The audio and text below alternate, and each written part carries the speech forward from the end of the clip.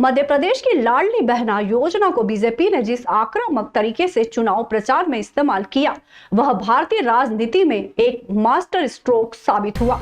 इस योजना ने महिलाओं का बड़ा वोट बैंक बीजेपी की झोली में डाल दिया, लेकिन अब यही योजना सरकार के लिए मुसीबत बनती दिख रही है। मुख्यमंत्री मोहन यादव कह रहे हैं कि राशि बढ़ाकर 3,000 रुपए की जाएगी, जबकि उनके वित्त मंत्री जगदीश देवड़ा साफ कह रहे हैं कि कोई ऐसा प्लान ही नहीं है। सवाल ये उठता है कि क्या महिलाओं को 3,000 रुपए मिलेंगे या सिर्फ 1,250 पर ही मामला अटका रहेगा। मध्य प्रदेश में दिसंबर 2024 तक 1 करोड़ महिलाएं इस योजना का लाभ ले रही थी, लेकिन अब ये संख्या घटकर 1 करोड़ रह गई है। बीते 2 सालों में 35 लाख महिलाओं के नाम लिस्ट से कट चुके हैं। सरकार कह रही है कि महिलाएं शर्तों के कारण योजना से बाहर हुई है, लेकिन नई पात्र महिलाओं के नाम अब तक जोड़े क्यों नहीं गए? क्या सरकार जानबूझकर लाभार्थियों की संख्या घटा रही है? बीजेपी ने विधानसभा चुनाव के दौरान महिलाओं को 3,000 रुपए प्रति माह देने का वादा किया था, लेकिन अब तक सिर्फ 1,250 रुपए ही मिल रहे हैं। बीते दिनों मुख्यमंत्री मोहन यादव ने फिर दावा किया कि धीरे धीरे राशि बढ़ाकर 3,000 रुपए तक कर दी जाएगी। उन्होंने कहा, अभी चिंता मत करो, धीरे धीरे करके 3,000 रुपए तक आपके खाते में आएंगे। लेकिन उनके ही वित्त मंत्री जगदीश देवड़ा कह रहे हैं कि योजना की राशि बढ़ाने का कोई बजट नहीं है और महिलाएं 1,250 रुपए से ज्यादा की उम्मीद न करें। तो क्या मुख्यमंत्री और वित्त मंत्री के बयान सिर्फ चुनावी जुमलेबाजी थी? कांग्रेस ने इस पूरे मामले पर सरकार को घेरा है। पूर्व मुख्यमंत्री कमलनाथ का कहना है कि बीजेपी सरकार लाडली बहनों से धोखाधड़ी कर रही है। पहले 3,000 रुपए का वादा किया, अब 1,250 में ही अटका दिया। बीजेपी लाडली बहना योजना को धीरे धीरे खत्म करने की साजिश कर रही है।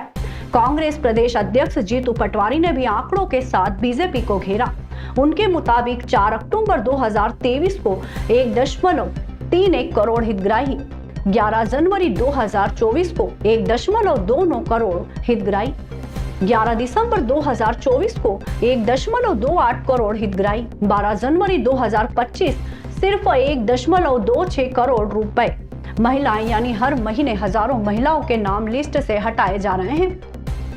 मध्य प्रदेश बनाम अन्य राज्यों में लाडली बहना योजना दिलचस्प बात यह है कि जिस मध्य प्रदेश में ये योजना शुरू हुई, वहीं महिलाओं को सबसे कम रकम मिल रही है।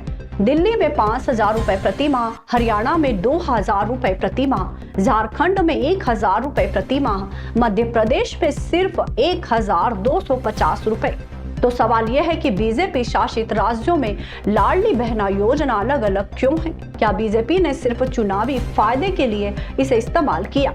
बजट पर दबाव और कर्ज की मार। मध्य प्रदेश सरकार अब तक 37,650 करोड़ रुपए इस योजना पर खर्च कर चुकी है, जो राज्य के कुल बजट का 11% हिस्सा है। सरकार के कर्ज लेने की रफ्तार इतनी तेज हो गई है कि मध्य प्रदेश अब देश का सबसे ज्यादा कर्ज लेने वाला राज्य बन चुका है।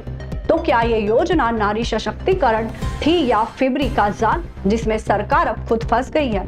लाडली बहना योजना ने बीजेपी को सत्ता तक पहुंचाया, लेकिन अब सरकार अपने ही वादों में उलझती दिख रही है। क्या महिलाएं 3,000 रुपए पाएगी? ये सिर्फ एक चुनावी वादा बनकर रह जाएगा।